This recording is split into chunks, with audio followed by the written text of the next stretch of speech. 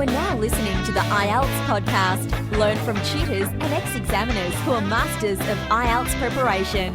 Your host, Ben Worthington.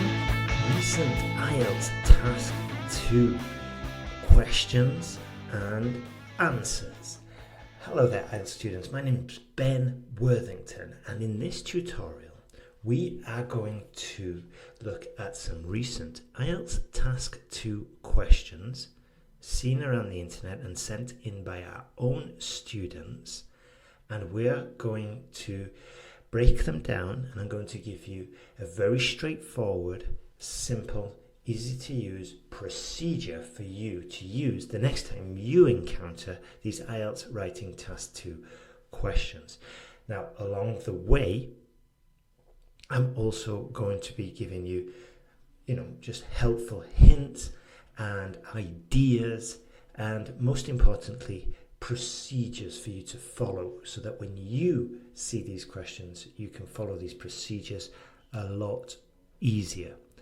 Now, one final thing, all of this knowledge is the same knowledge that's in the online course, but in the online course we go into much more detail, and we explain it a lot more extensively. So it may seem like I'm going fast, but I'm just trying to give you the overview. And in the online course we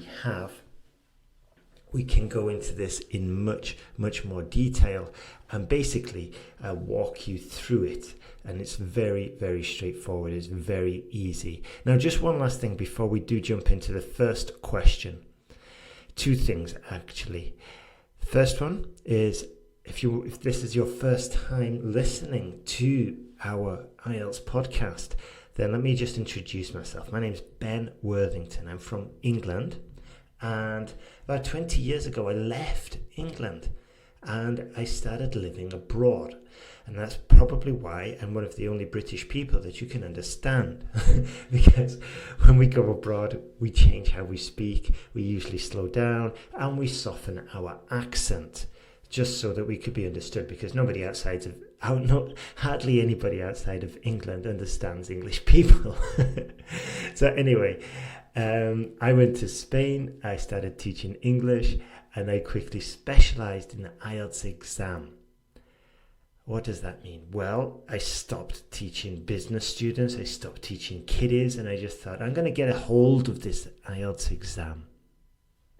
And how did I do this? Well, I started interviewing all the experts I could find, pronunciation professionals, exam experts, ex-IELTS examiners, and then I took what they told me on these podcasts and I put it into the online course, and that's why we're getting so much success now. And also, this was a big factor in creating our AI essay checking tool, where you can go and get instant free band score evaluation on your essay.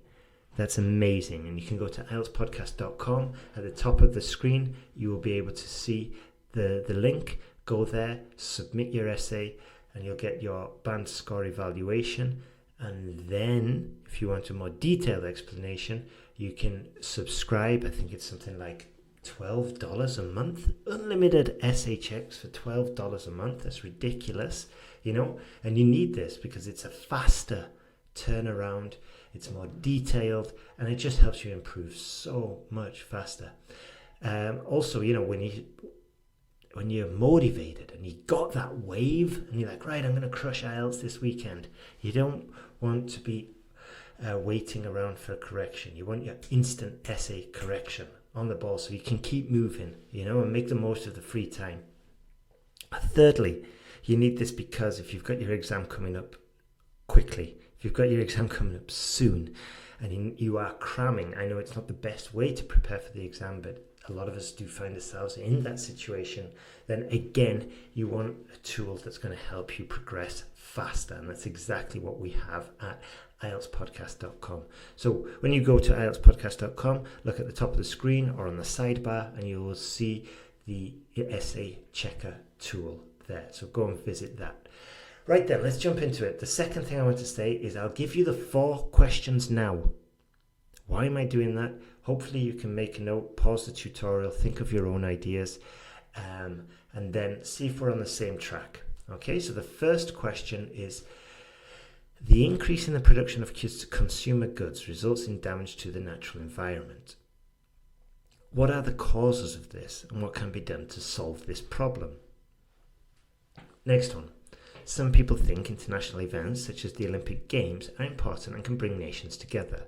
Others, however, think that they are a waste of money, as the money could be spent elsewhere on more important issues.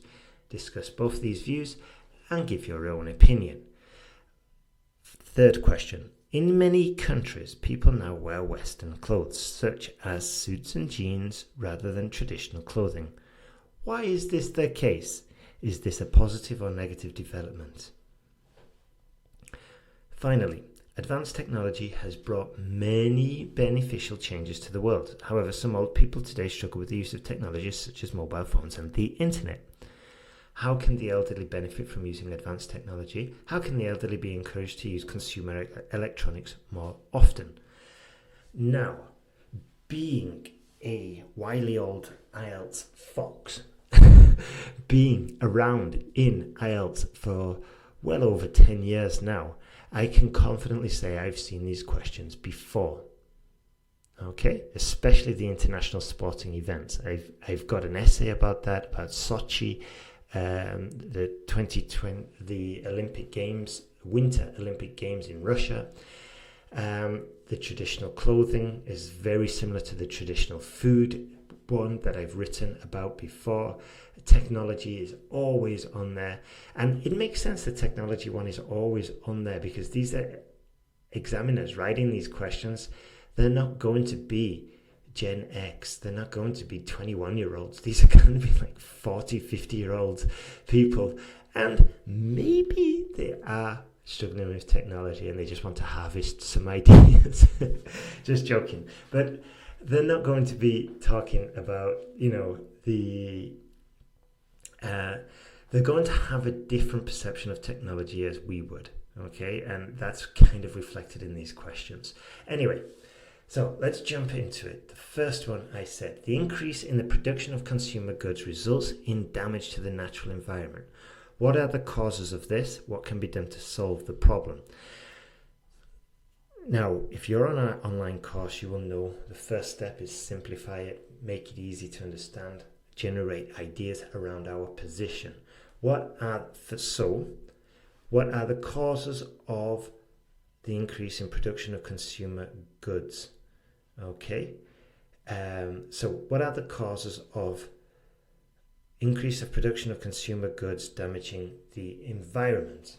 Okay, and what can be done to solve this problem? So we've got two questions here. Obviously, body paragraph 1 are the causes of the increase in production of consumer goods damaging the natural environment, and body paragraph 2, what can be done to solve the problem? Right then, let's just brainstorm ideas. Now, if you're a student who struggles with generating ideas, then you probably want to start researching this topic online. Now, some tutors say brainstorming is a waste of time. Now, if you're spending 20 minutes in the exam brainstorming, obviously it does not take any genius to work out that it is a waste of time. However, if you're preparing at home and you listened to a tutor that said it's a waste of time, then you need to just run away from that tutor, because brainstorming while you're at home is important. You're going to get ideas, you're going to fill your head with vocabulary, and it's going to be much easier come exam day once you've already built this muscle, okay? Especially if you're a student whose mind goes blank. So just a heads up, brainstorming is okay at home. In the exam, you probably just want to spend 2 or 3 minutes on it max, okay? So let's go. What are the causes in the increase of production consumer goods that damage the natural environment? Okay, so a few causes could be the recent trend of consumerism, the trend as well towards a disposable products, and thirdly, there is a special phrase. What is it?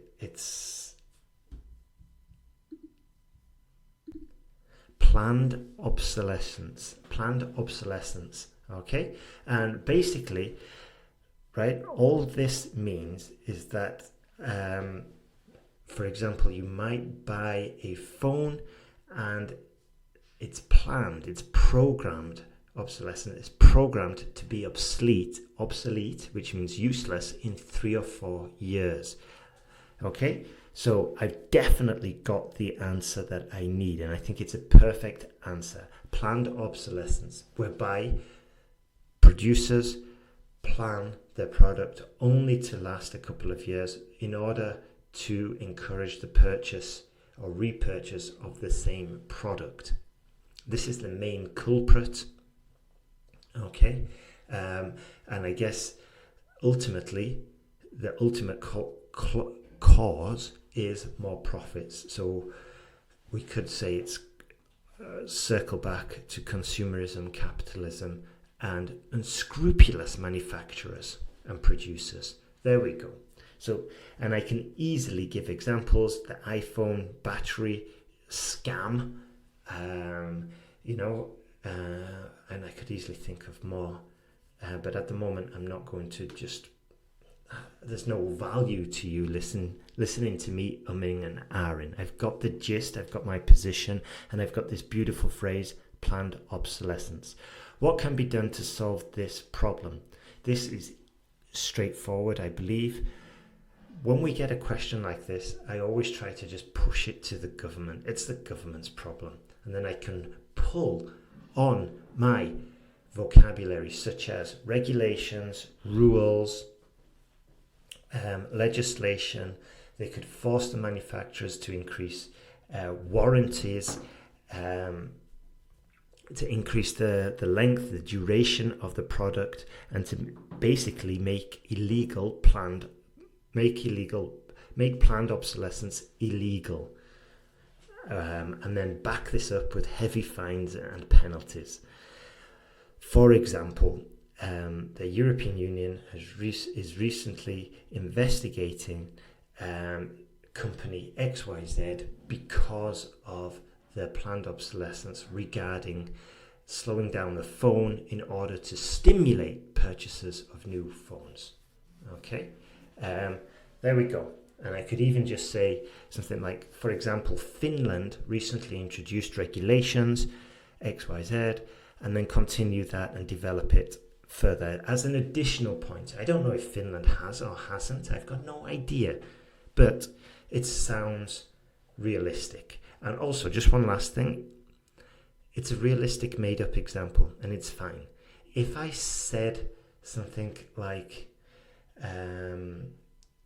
Burkina Faso has recently introduced legislation, that doesn't sound as believable, because Burkina Faso, I imagine, has more important things to do, such as, I don't know, stop a civil war or ensure food prices for its population. It's got more important things to do than take on big multinational companies regarding consumer goods. Okay, whereas Finland has the time and capacity to do it, so it's more realistic. Okay, there we go. We've got ideas for our both body paragraphs. Now we drop them into our structure that is on the online course. It makes it super straightforward and easy. Strong, coherent body paragraph. And then we've also got similar structures for the introduction and the conclusion. Easy peasy, lemon squeezy. Next one. Some people think international events such as the Olympic Games are important and can bring nations together. However, others think they are a waste of money, as the money could be spent elsewhere on more important issue. Discuss both views and give your opinion. Okay, so view number 1 is body paragraph 1. Olympic Games bring nations together. Totally agree with this. That's the viewpoint I've got to go with. They can improve inclusivity, they can reduce racism, and also they can help other cultures understand other countries. For example, when London hosted the Olympic Games, not only did they win they didn't win the Olympic Games. What I'm saying is they won the right to host the Olympic Games. And part of the reason they won it was because they talked about inclusivity and helping the poor, disadvantaged neighbourhoods of London. Okay. Secondly, the Olympic Games, the London Olympic Games, had people from over 100 different countries who got a better glimpse and a better understanding of British culture, customs and traditions, and definitely helped close the gap between these cultures and Britain. Okay, there we go. I could expand on that, but it's straightforward. Maybe I could talk about it is the Japanese Olympics and use the same reasons, but that's pretty much my body paragraph. Second body paragraph, they're a waste of money, as the money could be spent elsewhere on more important issues. This is definitely the case. Look at Barcelona 1992 Olympic Games. They built a lot of infrastructure. So did Brazil, I think, at one point. They built a lot of infrastructure, and it's now just disused and abandoned. And this money could have been spent on scholarships for students. It could have been spent on improving the healthcare services. For example, Hungary abandoned the bid to host an international sporting event because the public was outraged about the expenses involved and preferred the money to be spent on vital public infrastructure. Okay, that's just a rough idea. Okay, but from there I've got the ideas, I've got the content, I drop them in my framework, straightforward, and I've written my essay. By the way, I'm doing these ideas, I'm getting these ideas quickly, easily and straightforward because I've done this for over 10 years now. Now you can also reach this level, okay, and we have a module on our course that helps you get just as fast at doing this process, okay, and helps you build that idea generation muscle. Question 3. In many countries, people now wear Western clothes such as suits and jeans rather than traditional clothing. Why is this the case? Is this a positive or negative development? Why is this the case? Why are people wearing traditional clothing? This is body paragraph 1, typical IELTS. Task 2, topic. People are wearing Western clothes because of globalization. One of the main, probably 3 main culprits for this. Okay, now I'm just setting out my stall, so to speak, and just laying out my case and putting my arguments on the table. There are 3 main reasons. Number 1, the internet has made the dispersion, reproduction, and distribution of media incredibly easier and quicker. Secondly, and I'm just freestyling, okay? I could give an example for that one if I wanted to. Nothing wrong there. I could do, for example, reason, example. But what I prefer to do is give sort of like 3 reasons and then develop the final one in a lot more detail. So, second reason, because if we take a step back, zoom out, at the moment the West is trendy. It's the richest area of the world. Broadly speaking, it's one of the richest areas, and for the last 100, 200 years, it has been at the forefront, and this has created a lot of admiration, and therefore people like to mimic success with the belief that they might experience some of the success. Okay? I mean, that is a very Western point of view. Again, do I believe it? Yes or no? Who cares? It doesn't really matter. I just want to give a reason that's easy to understand for a 50-year-old IELTS examiner. in Cambridge marking my exam. Okay, that's all I want to do, and I want to get this band score, and I want to get on with my life. So it doesn't really matter. Okay. Third, let's see, what could we say for the third? I mentioned the internet. I'm going to mention Hollywood. Just, how can I say this?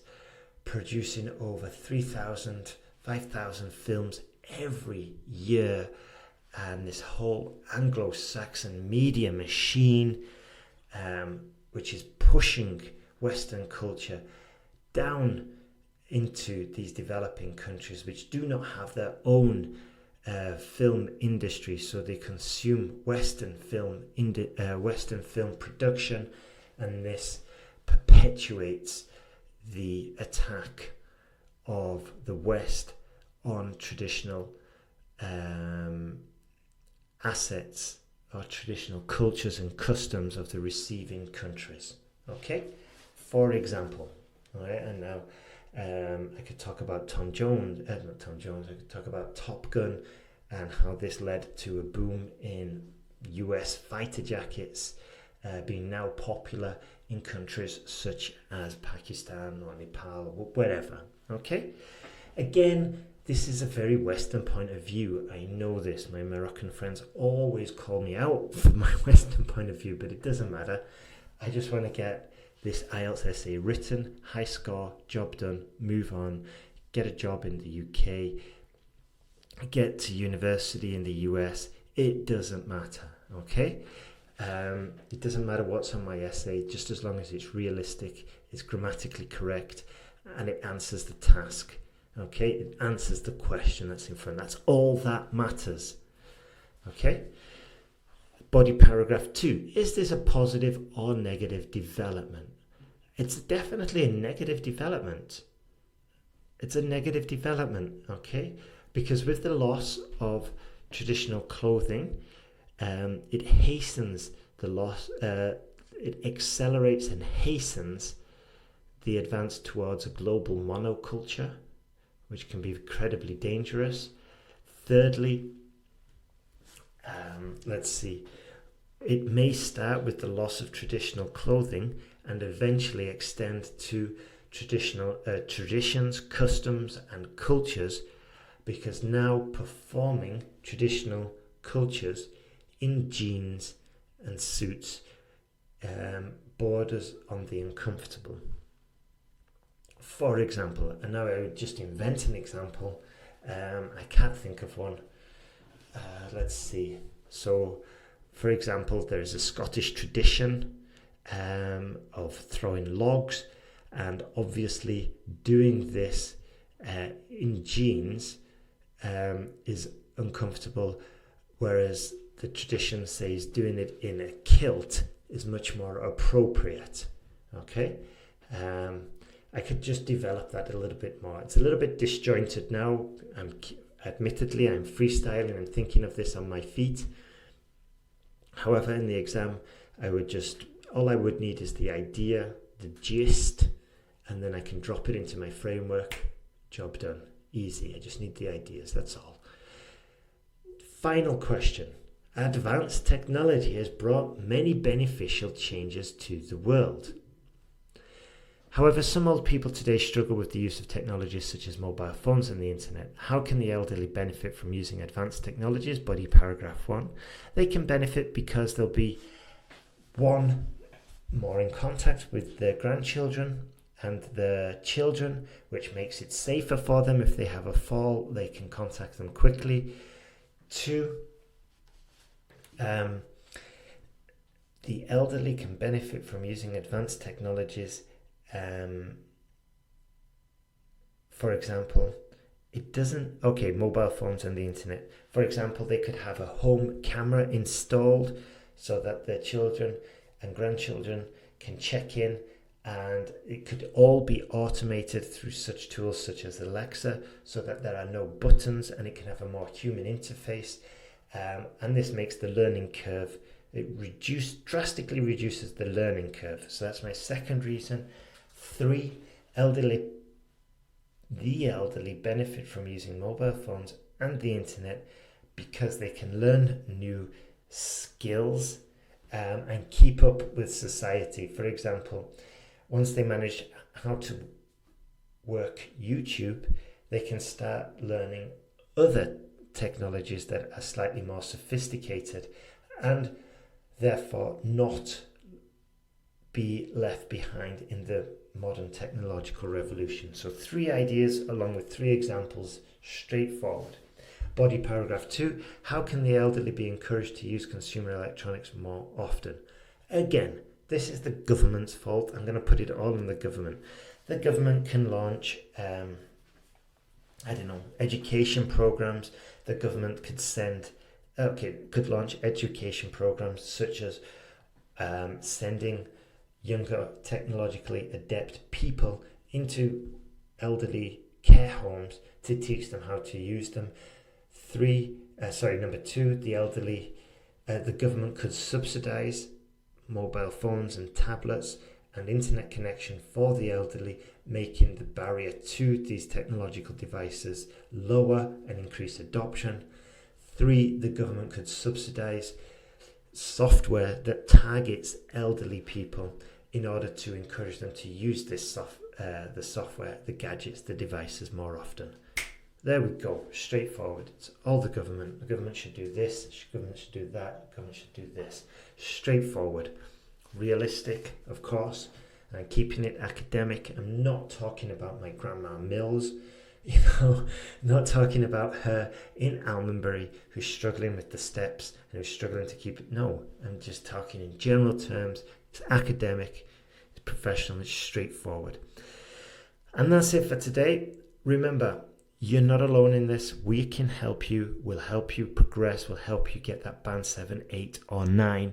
This is why we've launched our essay checking tool. Just go to IELTSPodcast.com, see the top of the page, put in, get the question, put in the question, put in your essay, get that feedback and start improving. Start making your improvement faster. That's it from me today. Have a super day and good luck with your IELTS preparation.